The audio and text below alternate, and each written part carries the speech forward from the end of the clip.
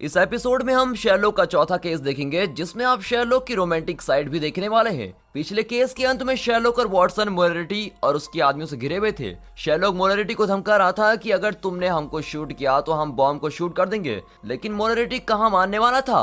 वो शूट करने ही वाला होता है कि तभी ये कॉल आता है। कॉल अटेंड करके न जाने मोरेलिटी को क्या हुआ, वो इन दोनों को जिंदा छोड़कर चला जाता है। शेरलॉक और वॉटसन सोचने लगते हैं कि मोरेलिटी को किसने कॉल किया होगा जो वो इस तरह चला गया। मोरेलिटी को एक औरत का कॉल आया था और वो उस औरत को नहीं जानता था। चलो जान बची, ऐसा सोचकर शेरलॉक और वॉटसन वहां से चले जाते हैं। अब वे कई केसेस सॉल्व करने लगते हैं। वे सिर्फ इंटरेस्टिंग केस ही लेते हैं और हर इंटरेस्टिंग केस सॉल्व करने के बाद वॉटसन अपने ब्लॉग में पूरी केस डिटेल्स अपलोड कर देता है। मतलब केस क्या था, उन्हें क्लूज कैसे मिले और उन्होंने केस को कैसे सॉल्व किया, इस तरह की सारी डिटेल्स उस ब्लॉग में होती हैं। लोग उन ब्लॉग्स को पढ़ते हैं और ये दोनों जल्दी बहुत फेमस हो जाते हैं। अब कई लोग शेरलॉक से मिलने आते हैं कि सर मेरी ये चीज खो गई है, वो चीज खो गई है, बाहर सुखाया हुआ अंडरवियर चोरी हो गया है, वगैरह वगैरह। बहुत सारे केसेस सॉल्व करके शेरलॉक और वॉटसन इतने फेमस हो जाते हैं कि घर के बाहर हमेशा लोगों की भीड़ होती है। शेरलॉक उनसे विनती करता है कि मैं प्राइवेट डिटेक्टिव हूँ यार, इस तरह मेरी फोटो मत खींचो। अपनी पहचान छुपाने के लिए वो एक कैप पहन लेता है, लेकिन ये कैप ही उसकी पहचान बन जाती है। शेरलॉक को कैप बिल्कुल भी अच्छी नहीं लगती, लेकिन वॉटसन उसे कन्विंस करता है कि अब लोग तुम्हें इसी कैप से पहचानेंगे, इसलिए इसे कभी मत निकालना। इस तरह केस सॉल्व करते दिन गुजर जाते हैं। एक दिन एक आदमी शेरलॉक से मिलने आता है और अचानक बेहोश होकर गिर जाता है। मिसेस हडसन बहुत डर जाती है। कुछ देर में वो आदमी उठकर अपनी पूरी बात बताता है। मैं अपनी कार से जा रहा था कि अचानक कार रुक गई। मैं नीचे उतरकर कार को चेक कर रहा था, तब दूर एक आदमी आसमान को देखता हुआ खड़ा था। मैंने कार ठीक करके स्टार्ट की तो एक भारी आवाज आई। मैंने देखा कि दूर खड़ा वो आदमी नीचे गिर पड़ा था। पास जाकर देखा तो वो मर गया था, पता नहीं उसे क्या हुआ, इसीलिए मैं घबराकर आपके पास चला आया। ये सुनकर शेरलॉक वॉटसन को वहां भेजता है और कहता है मैं ये केस को वीडियो पर ही सॉल्व कर दूंगा। अब स्पॉट पर पहुंचकर वॉटसन वीडियो कॉल पर शेरलॉक को सारी डिटेल्स दिखाता है। तभी शेरलॉक को पीछे से एक आदमी आकर कहता है कि तुम्हें अभी मेरे साथ चलना होगा।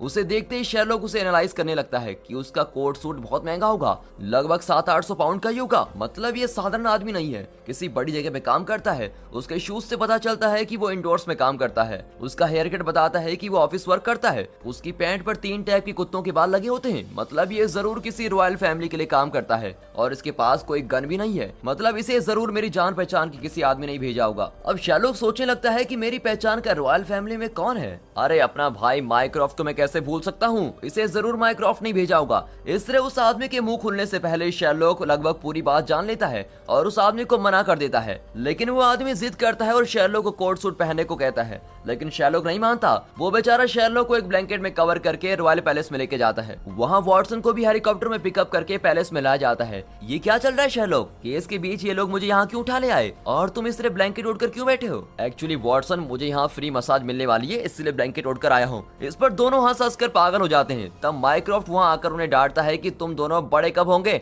हाँ, ध्यान से सुनो, मैं तुम्हें एक काम देने वाला हूँ, पहले तुम ठीक से कपड़े पहनो। शेरलॉक मना करके वहाँ से जाने लगता है कि माइक्रॉफ्ट उसके ब्लैंकेट पर पैर रख देता है और ब्लैंकेट नीचे गिर जाता है और पूरा वस्त्र हरण होने से पहले ही शेरलॉक रुक जाता है और कहता है माइक्रॉफ्ट ब्लैंकेट छोड़ दो वरना तुम्हारी आंखें जल जाएंगी। छोड़ दूंगा, लेकिन ये इंपॉर्टेंट केस लेना ही पड़ेगा। शेरलॉक कहता है कि हाँ मेरे भाई, केस तो ले लूंगा, लेकिन डिटेल्स कौन बताएगा? वो तो मैं ही बताऊंगा छोटू, लेकिन तुम पहले ड्रेस तो पहनो। आखिर भाई की बात मानकर शेरलॉक ड्रेस पहन लेता है। माइक्रॉफ्ट बताता है कि रॉयल फैमिली की एक लड़की की प्राइवेट फोटोज इरेन एडलर नाम की लड़की के मोबाइल में है और प्रॉब्लम यह है कि अब इरेन इस लड़की को धमका रही है कि वो फोटोज लीक कर देगी। ऐसा हुआ तो रॉयल फैमिली की छोटी सी नाक कट जाएगी। मेरे पास कई सीक्रेट एजेंट है, लेकिन मैं उन्हें ये काम नहीं देना चाहता क्योंकि उनके जरिए भी ये बात लीक हो सकती है। मैं सिर्फ तुम पर विश्वास कर सकता हूँ। शेरलॉक कहता है कि वो तो ठीक है बड़े भाई, पर रॉयल फैमिली इरेन को पैसे देकर वो फोटोज क्यों नहीं ले लेती? शेरलॉक, इरेन को पैसों की नहीं, प्रोटेक्शन की जरूरत है। दरअसल कई लोग उसका खून करने की कोशिश कर रहे हैं और वो सोचती है कि इन फोटोज के नाम पर वो रॉयल फैमिली को ब्लैकमेल करेगी तो रॉयल फैमिली उसकी रक्षा करेगी। और ये है इरेन की फोटो और उसका एड्रेस। अब फोटो देखते ही शेरलॉक को इरेन से लव एट फर्स्ट साइट हो जाता है, लेकिन वो जरा भी रिएक्ट नहीं करता। फिर शेरलॉक वॉटसन से कहता है कि अब हमें इरेन के घर जाना है, लेकिन हमें कैजुअल मीटिंग की तरह जाना पड़ेगा, इसीलिए हम टैक्सी में ही चलेंगे। अब वे टैक्सी में जा रहे होते हैं। इरेन के भी कई इन्फॉर्मर्स होते हैं और उसे पता चल जाता है कि शेरलॉक उसके घर आने वाला है। वो अपने सारे ड्रेसेस ट्राई करती है और किसी तरह शेरलॉक को इम्प्रेस करना चाहती है। दरअसल वो भी शेरलॉक को बहुत पसंद करती है। अब इरेन के घर के पास आने पर शेरलॉक वॉटसन से कहता है कि तुम मेरे मुंह पर जोर का मुक्का मारो ताकि मेरे मुंह से खून निकले, फिर मैं मदद मांगने के बहाने इरेन के घर चला जाऊंगा। शेरलॉक, तुम मेरे दोस्त हो, मैं तुम्हें कैसे मार सकता हूँ? अबे वॉटसन, तुम मार नहीं सकते तो ये लो मेरे मुक्का। अब ये कहकर वॉटसन का मुंह तोड़ देता है। अब वॉटसन को गुस्सा आता है और शेरलॉक को मुक्के पे मुक्का मारने लगता है। शेरलॉक बेचारा जान की भीख मांगने लगता है। तब जाकर वॉटसन शांत होता है। फिर शेरलॉक इरेन के घर जाकर कहता है कि किसी पॉकेट मार ने मेरे पैसे ले लिए हैं और मैंने उसको रोकना चाहा तो कल मुहे ने मुझे मार मार कर मेरी हालत बना दी है। आप प्लीज पुलिस को कॉल कीजिए, तब तक मैं जरा घर के बाहर बैठ जाता हूँ। अब इरेन और उसके आदमी जानते हैं कि ये शेरलॉक है और इरेन से मिलने ही आया है। इरेन उसे अंदर अलाउ करती है तो वॉटसन भी अंदर आता है। उसे देखकर इरेन पूछती है, तुम कौन हो एक्स्ट्रा पॉकेट? मैडम, ये आदमी जब मार खा रहा था तो मैं दूर से इसको देख रहा था। इरेन हंसकर उसे भी अंदर बुलाती है। अब शेरलॉक अंदर बैठा होता है और तभी इरेन उसके सामने आती है। उसे बेकपड़ा देखकर शेरलॉक बिल्कुल शॉक में चला जाता है। उसके चेहरे से शेरलॉक कुछ एनालाइज करने की कोशिश करता है लेकिन उसका दिमाग बिल्कुल भी काम नहीं करता। अब वॉटसन भी अंदर आ जाता है और उसे भी शॉक लग जाता है। शेरलॉक जल्दी से उसको बाहर जाने को कहता है। सिर्फ मैं ही क्यों, तुम भी बाहर जाओ कहकर वॉटसन शेरलॉक को भी बुलाता है लेकिन शेरलॉक विनती करता है तो वॉटसन उदास होकर बाहर चला जाता है। ये शेरलॉक का प्लान था क्योंकि वो इरेन का मोबाइल ढूंढना चाहता था जिसमें राज परिवार की लड़की की फोटो है। इरेन ने जरूर उसे कहीं छुपा कर रखा होगा। उस जगह का पता लगाने के लिए वॉटसन का बाहर जाना बेहद जरूरी था। बाहर वॉटसन आग लगाकर उसे ऊपर के फायर अलार्म के पास ले जाता है और अलार्म बजने लगता है। इस इमरजेंसी सिचुएशन में इरेन घबरा जाती है और एक आईने की ओर देखती है। शेरलॉक गैस करता है कि उसका मोबाइल उसी आईने में है और वहां जाकर एक लॉकर को ढूंढ निकालता है लेकिन उसमें पासवर्ड होता है। जब शेरलॉक पूछता है तो इरेन कहती है कि उसका पासवर्ड तो तुम पहले ही देख चुके हो। शेरलॉक सोच में पड़ जाता है कि वो क्या पासवर्ड है जो मैंने पहले ही देख लिया। तभी अचानक कई आदमी गन लेकर वहां पहुंचते हैं। वो इरेन को पकड़ लेते हैं और वॉटसन के सर पर भी गन पॉइंट करते हैं। दरअसल इरेन का मोबाइल में न सिर्फ रॉयल फैमिली लड़की की फोटोज हैं बल्कि ब्रिटिश गवर्नमेंट की कई सीक्रेट फाइल्स भी होती हैं। कुछ टेररिस्ट ग्रुप को उन फाइल्स की जरूरत है और ये भी वैसा ही एक टेररिस्ट ग्रुप है। वे शेरलॉक से उन फाइल्स के बारे में पूछते हैं। शेरलॉक कहता है, मुझसे क्यों पूछते हो? इस औरत ने उसे पासवर्ड से लॉक करके रखा है और पासवर्ड भी नहीं बता रही है। वो कहते हैं कि ओवर एक्टिंग मत करो शेरलॉक, सीधे सीधे पासवर्ड बता दो वरना तुम्हारे दोस्त का सर फट जाएगा। इरेन किसी भी हालत में पासवर्ड नहीं बताने वाली, मुझे गैस करना पड़ेगा। ये सोचकर शेरलॉक काम पर लग जाता है। उस लॉकर के नंबर कीज को शेरलॉक ध्यान से देखता है। नॉर्मली पासवर्ड के पहले नंबर की पर तेल लगा होता है क्योंकि हम उसे ही पहले प्रेस करते हैं और हाथ में लगा हुआ तेल उस पर लग जाता है। इस तरह शेरलॉक गैस करता है कि फर्स्ट नंबर 3 है। अगले नंबर के लिए शेरलॉक सोच रहा होता है कि अचानक उसे इरेन की बात याद आती है कि तुम पासवर्ड ऑलरेडी जान चुके हो। शेरलॉक चारों ओर देखता है कि शायद कोई नंबर है जो उसने पहले देख लिया होगा लेकिन उसे ऐसा कुछ नहीं दिखता। तब वो समझ जाता है कि पासवर्ड खुद इरेन है, मतलब उसकी बॉडी का मेजरमेंट ही पासवर्ड हो सकता है, यानी 32, 24, 34। इस पासवर्ड से लॉकर खुल जाता है लेकिन लॉकर को खुलने से पहले शेरलॉक सोचता है कि इतने इंपॉर्टेंट मोबाइल फोन के लिए इतना आसान पासवर्ड कौन लगाएगा। उसे दाल में कुछ काला लगता है और लॉकर खोलते ही वो झुक जाता है और खुलते ही लॉकर के अंदर से एक गन ऑटोमेटिकली ट्रिगर हो जाती है और एक टेररिस्ट को गोली लग जाती है। अब शेरलॉक, इरेन और वॉटसन तीनों मिलकर टेररिस्ट से लड़ने लगते हैं। तब शेरलॉक इरेन का मोबाइल निकाल लेता है और उसमें से वीडियो डिलीट करने की कोशिश करता है लेकिन इरेन ने मोबाइल को पासवर्ड लॉक कर रखा होता है और कहती है कि तुम इसका पासवर्ड कभी भी क्रैक नहीं कर सकते, इसलिए मोबाइल मुझे दे दो। लेकिन शेरलॉक नहीं मानता। इतने में इरेन उसे बेहोशी का एक इंजेक्शन देकर फ्लैट कर देती है और फोन लेकर वहां से बच निकलती है। अब होश के जाते जाते शेरलॉक को उस दूसरे केस की याद आती है जिसमें आसमान को देखता हुआ आदमी अचानक गिरकर मर गया था और कार में बैठे आदमी को बाहरी आवाज सुनाई दी थी। अब वो मन ही मन उस केस को सॉल्व करने लगता है लेकिन उसके ख्यालों में इरेन भी आ जाती है और उस केस को सॉल्व करने में उसकी मदद करती है। उस आदमी की लाश को ध्यान से देखने पर पता चलता है कि वो हाइकिंग करने आया था लेकिन वो आसमान में क्या देख रहा था? क्या वो इंद्रधनुष या किसी पक्षी को देख रहा था? No chance. दरअसल उसने एक बुमरैंग को ऊपर देखा था इसीलिए वो ऊपर की ओर देख भी रहा था। उसी वक्त एक आदमी कुछ दूर पर अपनी कार ठीक कर रहा था और बाद में उसने कार स्टार्ट की। स्टार्ट करते ही कार वाले को अपनी कार से एक्सप्लोजन की आवाज आई थी। ठीक उसी वक्त दूर खड़े उस आदमी को उसी के बूमरैंग ने आकर अटैक कर दिया था। इस वजह से वो मर भी गया। इस तरह बेहोशी की हालत में भी शेरलॉक एक केस मन ही मन सॉल्व कर देता है। होश आने के बाद शेरलॉक को इरेन का एक मैसेज आता है। शेरलॉक ने अपने मैसेज रिंगटोन में एक औरत के फुसफुसाने की आवाज सेट की होती है लेकिन शेरलॉक इरेन का मैसेज इग्नोर कर देता है। फिर वहां माइक्रोफ्ट आता है। शेरलॉक बताता है कि इरेन के मोबाइल में सिर्फ प्राइवेट फोटोज ही नहीं बल्कि कई गवर्नमेंट सीक्रेट्स भी हैं जिन्हें पाने के लिए कई लोग उसका पीछा कर रहे हैं। मुझे वो मोबाइल वापस लाना ही होगा। लेकिन माइक्रोफ्ट कहता है कि उसकी कोई जरूरत नहीं है, इसके आगे हम खुद ये केस सॉल्व कर देंगे, तुम्हें बीच में पढ़ने की कोई जरूरत नहीं है। ये कहकर वो चला जाता है। शेरलॉक भी इस केस को छोड़ देता है लेकिन इरेन उसे मैसेज करती है कि आज डिनर पे चलें। वॉटसन की ब्लॉग्स पढ़कर तो मैं तुम पर फिदा हो गई, चलो ना डिनर पे। लेकिन शेरलॉक उसके मैसेज का जवाब नहीं देता।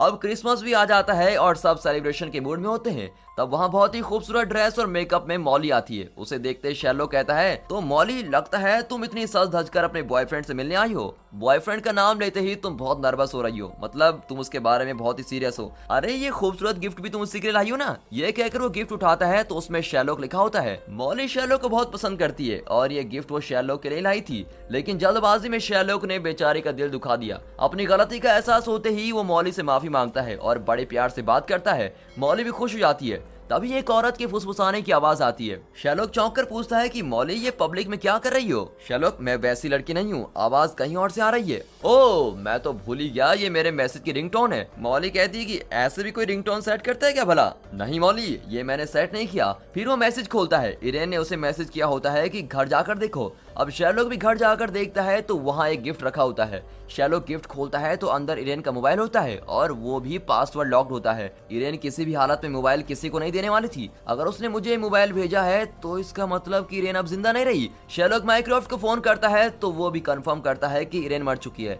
माइक्रोसॉफ्ट और शेरलॉक इरेन की लाश को देखते हैं। लैब की टेक्नीशियन मॉली इरेन का चेहरा दिखाती है। अब शेरलॉक कहता है कि मुझे इरेन का चेहरा नहीं, उसकी बॉडी दिखाओ। मॉली वैसा ही करती है और तब जाकर शेरलॉक कंफर्म करता है कि इरेन रही नहीं।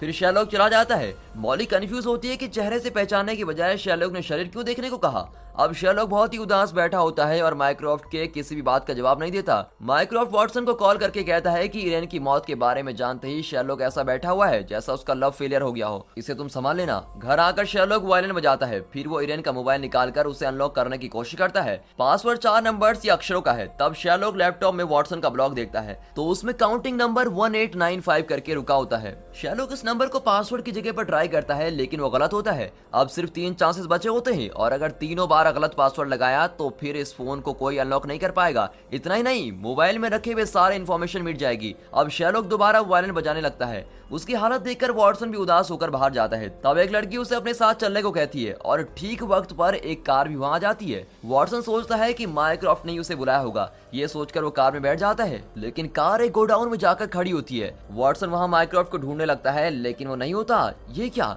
ये तो इरेन है, मतलब ये मरी नहीं। इरेन बताती है कि मैं इस दुनिया की नजरों में मर चुकी हूँ। मैं नहीं चाहती थी कि कोई मेरे मोबाइल के जरिए मुझ तक पहुंचे, इसलिए मैंने मोबाइल शेरलॉक को भेज दिया। लेकिन अब मुझे उस फोन की जरूरत है और तुम मुझे वो फोन लाकर दोगे। वॉटसन कहता है कि इसमें मैं कुछ नहीं कर सकता। तुम्हारी लाश देखकर वो घर पर बैठकर वायलिन का गला काटा जा रहा है। तुम उसे मैसेज करो कि तुम जिंदा हो, फिर कुछ बात बन पाएगी। इरेन शेरलॉक को मैसेज करती है और तब वहाँ एक औरत के फुसफुसाने की आवाज आती है। ये शेरलॉक के फोन का मैसेज रिंगटोन है और वो भी यही है। दरअसल वो वॉटसन को फॉलो करते हुए यहाँ आया था और अब ये जान गया कि इरेन जिंदा है। वो भी इरेन को पसंद करता है लेकिन उसे बताना नहीं चाहता। इरेन की सच्चाई जानकर वो घर लौट आता है लेकिन लगता है किसी ने घर का दरवाजा तोड़ा था। अब शेरलॉक अंदर जाकर देखता है कि मिसेस हडसन की कुछ चीजें नीचे रखी होती है। मिसेस हडसन अपनी चीजें इस तरह कभी नहीं रखती। शेरलॉक जान जाता है कि वो नीचे नहीं है। शेरलॉक ऊपर रहता है और ऊपर अपने घर की ओर सीढ़ियों पर चढ़ता है तो देखता है कि वहाँ कुछ दाग लगे हुए हैं। शेरलॉक गैस करता है कि कोई जबरदस्ती मिसेस हडसन को ऊपर ले गया और ऊपर रस्सी से बांध कर रखा है। शेरलॉक ने बिल्कुल ठीक गैस किया।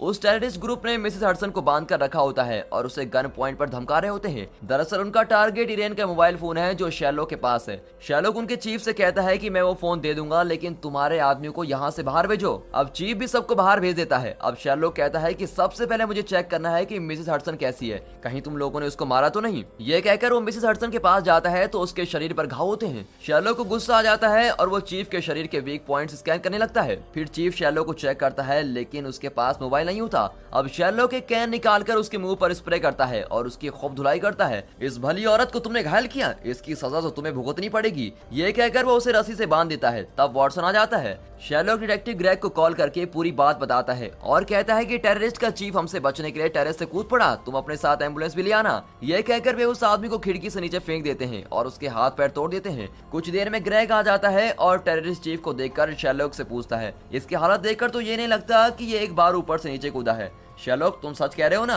हाँ ग्रेग, मैं झूठ क्यों बोलने लगा? लेकिन असल में शेरलॉक ने उस आदमी को ऊपर से नीचे फेंका, फिर उसे दोबारा ऊपर लेके गया और फिर नीचे फेंका। इस तरह उसने 3-4 बार यही किया। फिर वे इरेन का मोबाइल मांगते हैं लेकिन वो शेरलॉक के पास नहीं होता। तब मिसेस हडसन इरेन का मोबाइल निकाल कर देती है। असल में जब शेरलॉक मिसेस हडसन की हालत चेक करने गया था तब उसने मोबाइल उसे पकड़ा दिया था। घाव की वजह से मिसेस हडसन को बहुत दर्द हो रहा था लेकिन शेरलॉक और वॉटसन कोई कॉमेडी करके उसको हंसा देते हैं। अब शेरलॉक फिर से वायलिन बजाने लगता है। वॉटसन चिढ़कर कहता है कि अबे मातम बनाना बंद कर, इरेन जिंदा है। वो तो मैं जानता हूँ। ये कहकर शेरलॉक खुशी खुशी इरेन को हैप्पी न्यू ईयर मैसेज भेजता है। मैसेज देखकर इरेन बहुत ही खुश होती है। यहाँ शेरलॉक इरेन का फोन खोलकर देखता है कि शायद उसके स्टोरेज से कुछ मिल जाए, लेकिन इरेन ने इस फोन में कई सिक्योरिटी फीचर्स रखे होते हैं। शेरलॉक फोन स्कैन करता है तो उसमें कई मिनी बॉम्ब्स दिखाई देते हैं। शेरलॉक अलर्ट हो जाता है कि अगर ठीक तरीके से इसे अनलॉक न करें और इसे तोड़ने की कोशिश करें तो बॉम्ब फट जाएंगे और सारी इन्फॉर्मेशन मिट जाएगी। अब तो पासवर्ड का पता लगाना ही होगा। इरेन ने इसे मेरे डोर नंबर 221B पर भेजा है, शायद यही पासवर्ड होगा। ये सोचकर शेरलॉक ट्राई करता है, लेकिन ये भी गलत पासवर्ड है।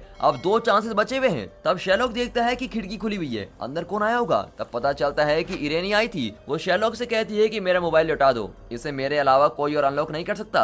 शेरलॉक मना कर देता है, लेकिन आखिर में फोन उसे दे देता है। अब इरेन उसमें पासवर्ड डालती है, लेकिन उसका पासवर्ड भी गलत दिखाता है। इरेन शॉक होकर शेरलॉक को देखती है। तब शेरलॉक बताता है कि वो बिल्कुल तुम्हारे मोबाइल जैसा दूसरा फेक मोबाइल है, उसमें तुमने अपना पासवर्ड टाइप कर दिया है और अब मुझे तुम्हारा पासवर्ड पता चल जाएगा, 1058, या ये ना तुम्हारा पासवर्ड। ये कहकर शेरलॉक असली फोन में नंबर डालता है तो वो भी गलत पासवर्ड होता है। अब इरेन कहती है कि शेरलॉक तुम कितने भोले हो, इतने सालों से मैं उस मोबाइल को यूज कर रही हूँ, मुझे पता नहीं चलेगा कि वो असली है कि नकली। देखो शेरलॉक, अब एक ही चांस बचा हुआ है, चुपचाप फोन मुझे दे दो, मैं उसको अनलॉक कर दूंगी। अब शेरलॉक मोबाइल दे देता है और इरेन फोन अनलॉक करके कहती है कि ये क्रिप्टो मैसेज है, क्या तुम इसको डिकोड कर सकते हो। तब वॉटसन चाय पीकर कप नीचे रखने वाला होता है और कप नीचे रखने से पहले ही शेरलॉक पूरा मैसेज रिकॉर्ड कर देता है। ये क्रिप्टो मैसेज नहीं है इरेन, ये सारे एक फ्लाइट की सीट नंबर्स हैं। सीट नंबर्स अगर अल्फाबेट के तक हैं तो ये नंबर 50 से ज्यादा हैं, तो इसका मतलब कि ये बड़ी फ्लाइट है। ये फ्लाइट कल 6:30 बजे हैथरो एयरपोर्ट से निकलने वाली है। ये जानकर इरेन मोरेलिटी को मैसेज करती है। मोरेलिटी ये मैसेज माइक्रोसॉफ्ट को भेज देता है कि वो एक जंबो जेट फ्लाइट है। मैसेज देखकर माइक्रोसॉफ्ट टेंशन में आ जाता है। अब इरेन शेरलॉक को डिनर के लिए बुलाती है। शेरलॉक भी उसका हाथ पकड़ता है कि अचानक माइक्रोसॉफ्ट के आदमी वहां पहुंच जाते हैं। शेरलॉक इरेन की ओर मुड़ता है तो वो वहां नहीं होती।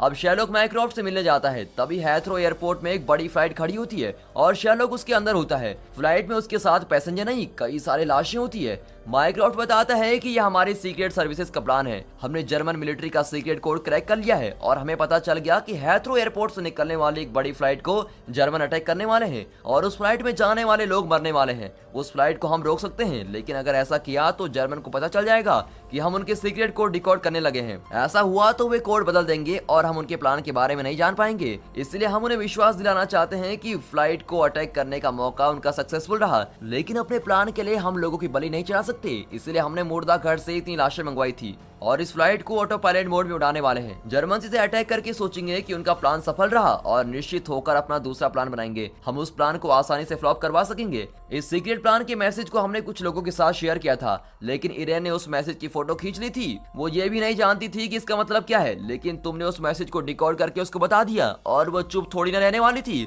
उसने न जाने किसके साथ ये मैसेज शेयर कर दिया और हमारा पूरा प्लान चौपट हो गया। इसके जिम्मेदार सिर्फ तुम और शेरलॉक। ये कहकर माइक्रोसॉफ्ट बहुत ही मायूस हो जाता है।